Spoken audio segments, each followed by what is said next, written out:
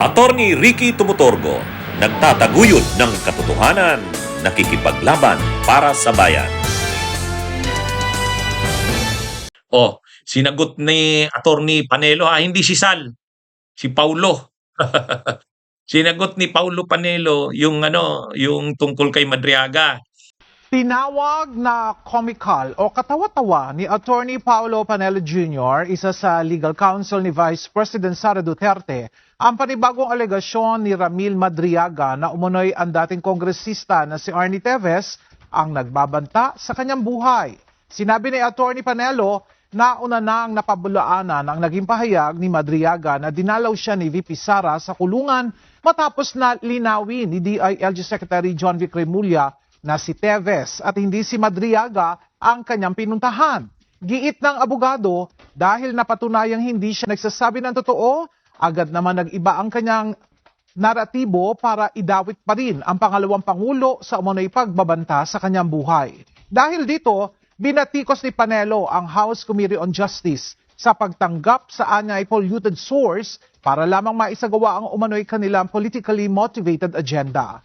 Si Ramil Madriaga ang tumatayong key witness na mga nagsampa ng impeachment complaints upang patunayan ang kanilang mga reklamo laban sa vice-presidente. Ang pinakahuli kasing statement ni Madriaga, yung sinumpaang salaysay niya na binasa ni Congressman Chel Diokno, yung sabi ni Congressman Chel Diokno, sa sinumpaang salaysay ni Madriaga, pinagtangkaan ang buhay nito doon sa Camp Bagong Diwa sa Bikutan. Ang sabi ni Madriaga sa kanyang latest na sinumpaang salaysay, mayroong bagong lipat na preso o na PDL galing Pasay, linipat. Kalilipat lang. Malaki. Malaking tao. Tapos bigla daw siyang kinorner sa isang kanto. Nadalhin sana siya dun sa isang bodega yata. Yung bodega na yon, kay man bodega ni Tebes, Arnie. Si Arnie Tebes kasi nakakulong din doon sa Camp Bagong Diwa.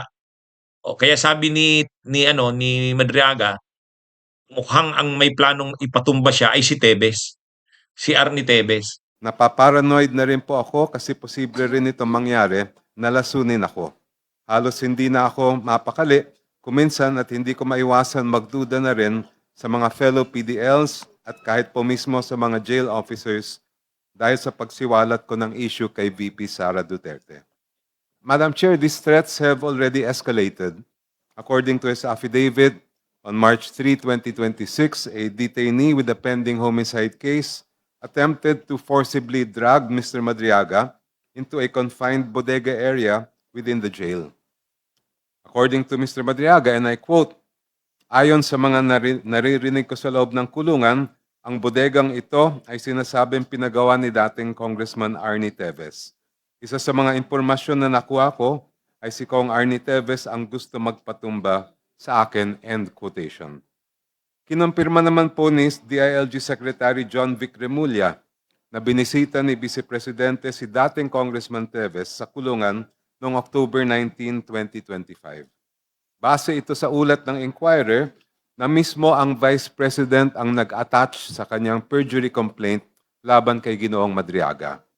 Ito ay matatagpuan mismo sa Annex V sa complaint affidavit na minarkahang Annex 5 sa Consolidated Verified Answer ad cautelam ni Vice President Sara Duterte. At matatandaan, kinumpirma yan ni Secretary of Interior and Local Government John Vic Remulla na bumisita sa kulungan si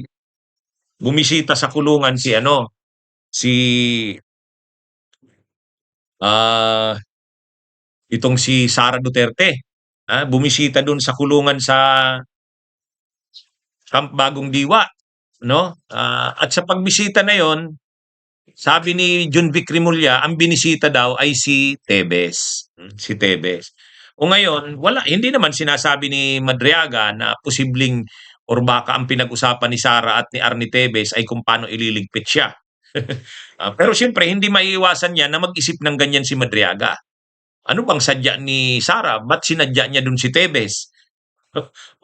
Anyway, naglabas ngayon ng statement itong si Paulo Panelo, anak ni Sal Panelo. Ito yung naghahandle kay Madriaga nakatutok siya kay Madriaga, itong si Paulo Panelo. O ngayon, sabi ni Paulo Panelo, hindi raw kapanipaniwala, nakakatawa daw yung statement na yan ni Madriaga na sinasabing si Tebes ang posibleng nagpaplanong ipatumba siya. Eh?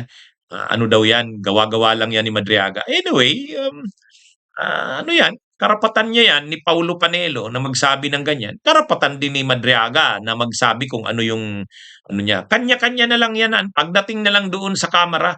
Anyway, ipapatawag naman si Madriaga. Yeah. Pinatawag na pala kasi mayroon ng subpina eh. April 14. O doon yan. Kung ano man yung mga issue nila ni Paulo Panelo kay Madriaga, ganun din nga yung sabi ni Rufus Rodriguez. Sabi ni Rufus Rodriguez, hindi dapat pinoprotektahan yung polluted source na yan. Hindi daw kapanipaniwala yang si Madriaga. Sabi ni Rufus Rodriguez, kinontra siya ni Laila de Lima. Sabi ni Laila de Lima, hindi, wag mong sabihin muna na polluted source. Hayaan muna nating mag-appear sa kamera. O di pagdating dun sa hearing ng kamera sa Justice Committee, dun mo gisahin. Yun sinabihan ni Laila de Lima si Rufus, nanahimik si Rufus. Ganyan din itong si Paulo Panelo. Sabi niya nakakatawa daw si Madriaga sa pagsabing si Tebes ang nagtangkang ipatumba siya. O di anoin nila, gisahin nila si Madriaga. Kung totoo nga bang nagsasabi nga ba ito ng totoo hindi, i-cross-examine nila. Di ba? Doon yan malalaman. Sa cross-examination, kapag tinanong mo na yan, makikita mo diyan kung nagsisinungaling. Yung mga ano niya, yung mga actuations, yung kanyang paano yung pagsagot niya, na ano ba siya, parang nauutal ba siya na hindi siya confident sa sinasabi niya, dyan pa lang. Makikita mo na dyan, mukhang nagsisinungaling to. Kaya, yung statement na yan ni Paulo Panelo, na kinukontra yung sinabi ni Madriaga, karapatan nila yan.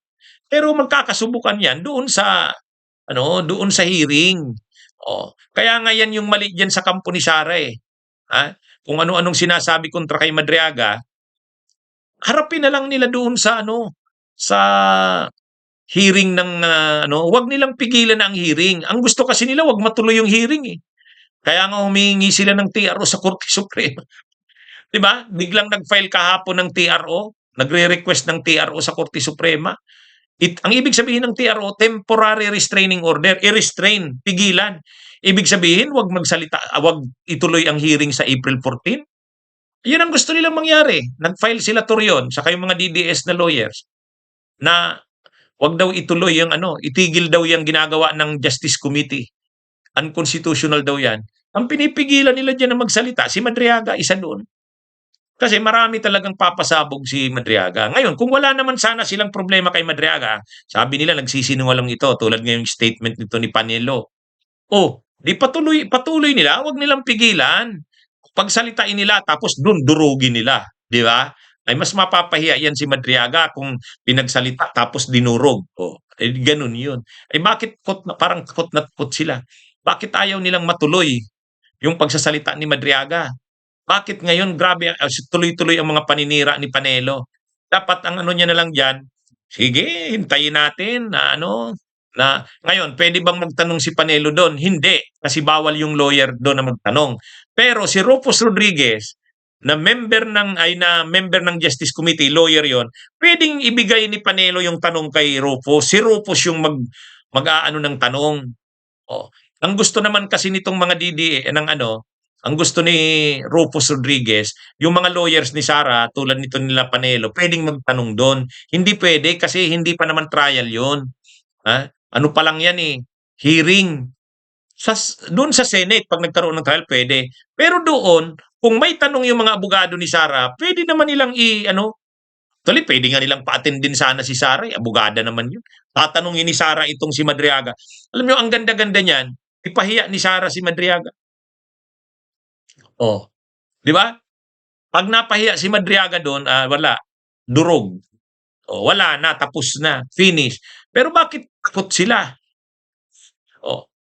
Kung ano-anong paninira kay Madriaga. Nag-release lang ng statement si Madriaga, binira na naman ni Panelo. Sinong nagsasabi ng totoo? Malalaman yan sa hearing sa April 14. Ang problema, kahit yung hearing sa April 14, pinipigilan nila. Lumapit sila ng TRO sa Korte Suprema. Anong ano doon? Kalaban natin, wala. Hindi ka paniwala yan si Madria. Bakit pinipigilan? O, yan yung problema dyan. Okay, mga kabunyog mga kawayan, magandang araw sa inyong lahat.